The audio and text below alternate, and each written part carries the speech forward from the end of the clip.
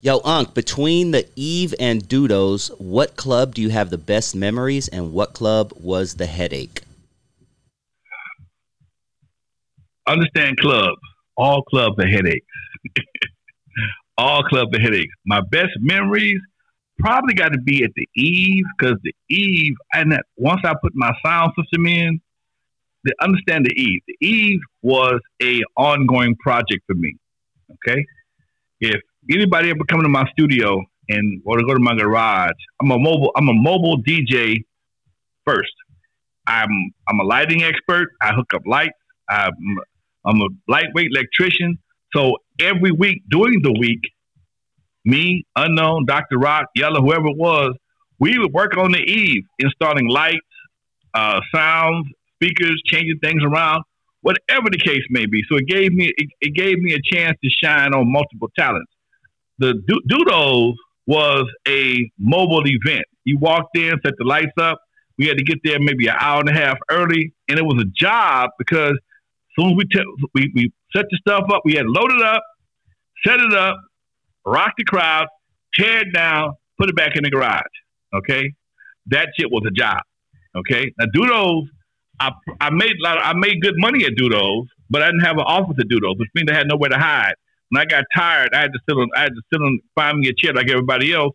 At Eve, I had an office with a desk, phone, and privacy, so I could go to sleep at the Eve and wake up just in time to close the club if I was that tired. So I'm saying Eve was probably my most fun. Actually, my most fun, y'all don't know about. The club I had the most fun in, y'all don't know about. Remember, I ran 6 different venues over in my career. My favorite club of all was Club Hall of Fame at the Hollywood Park Casino. Yeah, you said that before. I knew you were going to say Hollywood Park Casino. Hollywood Park Casino, 6th floor. I parked my lights, my system in there, everything. All I had to do was get out of my car and valet, go to the elevator, turn my shit on, and start rocking. My cousin ran the door, and at the end of the night, she gave me my money. I'd pay everybody. I'd get back in my car and valet and go back home. I had an office on the 6th floor overlooking the racetrack. It was beautiful. If I had other DJs come through, I'd go in my office and hang out with different people from time to time, and it just was a beautiful situation. It was like like living in a hotel. Because anything that broke, I just call the maintenance crew. If anything outside of my sound system or my lights went down, I just called the maintenance crew. Hey man, the bathroom was overflowing. At Eve After Dark, when the bathroom overflowed, I had to grab a plunger. Okay. Dudos, I'd send one of my guys to get a plunger, but we tried to fix it, so we wanted to pay for it. Big difference. We've talked about Eve After Dark a lot. Let's talk a little bit about Dudos to kind of wrap the show up. Dudos was named after Old Man Dudo, right? Duty Williams. Okay. Yes. Talk to us about, first of all, how is it spelled? And then talk to us about Mr. Dudos, how you met him, and just what an inspiration he was, what kind of man he was. Duty, spelled Dootoise, Duty. And spelled Dudos, Dootos, apostrophe S. He wrote a song. He was a songwriter. He wrote the song Earth Angel. And he was one of the first black men to write a black song and get paid for it. And he took that building at Dudos, and it was an old helicopter factory during World War II, and turned it into Dudos Music Center. He built it right there on Central Avenue, because Central Avenue back in the day, in the 40s and 50s, was the main drag for black folks in L.A. So it was in Compton. Compton was predominantly white, and what black folks love being where white folks are, but he knew he couldn't, if he built it too deep into Compton, the police was going to mess with people. So he built it right there on the outskirts. El Segundo, you got about a half a mile. You in Compton, right past Centennial. You at Dudos, had his own private parking lot. He was a record man. He made comedy records. He owned a label he owned Dutone Records. He also owned Laugh Records. Laugh Records, he had people like Red Fox, Richard and Willie. Everybody on Sanford and Son was on fucking Dutone Records.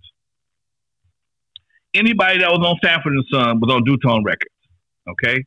That was his thing. But they also started doing concerts there. He would do comedy shows back in the day, but he also had a dude named Don Johnson. Don Johnson was a local blues promoter, and Don Johnson brought B.B. King, Bobby Blue Bland, Al Green, Etta James, Johnny Taylor, all these folks rock Dudos. Dudos was didn't have a liquor license, but it was what they call a BYO spot. You bring your own liquor in Dudos, okay? But they also had a speakeasy. Now, you got to be VIP to know what a speakeasy is. It was truly a speakeasy because the motherfucker with the door was in the closet, okay? If you didn't know what a door was, you walk right past it. It was a closet. You walk in the closet, and you push this door, and voila, nice-ass bar with here's the part. I tried to go back and get this shit. He had original Ernie Barnes paintings on the wall. If you know who Ernie Barnes is, Ernie Barnes was the guy that did the shit for all the pictures for the Good Times. Claimed that JJ did. That wasn't JJ. That was Ernie Barnes. He had original paintings on the wall. Ducey was a bad dude. He was a bad dude. He was a Gemini, just like me, just like Jeffy. He was a bad dude, and he knew a lot of other bad dudes. Back then, bad dudes hung together. Okay, bad brothers. They all knew each other. And he wanted to stay in Compton, and he had bought him a house not far from off of Manchester, and people kept robbing him. Okay, and he eventually moved, and that kind of slowed him down. I mean, this dude, I was a part of a podcast that they did for him, and a lot of things I heard in this podcast I didn't know, but he and I became super cool because I was one of the first young people that ever came around there trying to do something that wasn't representing a school. Plus, I was pre-approved because he knew Jeffy. He knew Jeffy wasn't going to let me run the Eve After Dark if I wasn't a real dude. So because he knew Jeffy, him and Jeffy had a little beef back in the day because he would bring in Al Green or Etta James and paying $4-5 on the Saturday night, and Jeffy would have him on Monday for $2. Okay, pulling that Roger Clayton shit. But you know, back then wasn't nothing to block that. But they still had their little miscellaneous beef. But it wasn't nobody going around with no gun going to shoot nobody. It just I don't like that shit. But the cats get away with it anyway. So yeah, he was a real smooth dude. Oh, and I met him. He was in his 80s. So he was actually going to sell me Dudos, man, for $200,000. I was gonna pull a Dan Tanner. I was gonna live in Dudos. He had a upstairs. He had a 2-bedroom apartment and a 1-bedroom apartment and office, everything. I was just gonna pull up and live in the summer, but it was the streets were getting kind of crazy. They'd have found my ass dead, that motherfucker. So no, that's why I bought my house. Either buy my house or buy Dudos. I bought my house. I think I made a pretty good decision. Dude, I just sat back and nerded out, man. This is history, guys. This is before hip-hop. This is the roots. This is where Lonzo got his chops, man, and I love that shit, and I love how you're able to keep someone like Old Man Ducey's name alive like that, because this is going to live on forever, you know what I'm saying? So people are going to Google the name, and, you know, you never know. We may see a biopic one day on Dudos, man, and you may be involved in that. You know what? I've been blessed to be the missing link from all these dudes, man. I was raised by blues dudes. Swamp Dogg was a blues dude. Ducey is a comedy blues dude. Jeffy's a blues dude. But then I was able to get my introduction to the music business through R&B. So I'm raised by the blues cats, old school players. Got my chops, got popular in the R&B era. When I go to the radio convention, they have a picnic every year for all the radio jocks. All of them know me from either buying advertising or playing my records. So I'm in a position that nobody else is in. And this is the part that a lot of cats don't understand. Why do I go so many places and get so much respect? Because I've been doing so much in so many different arenas, and that's what it is. It's not.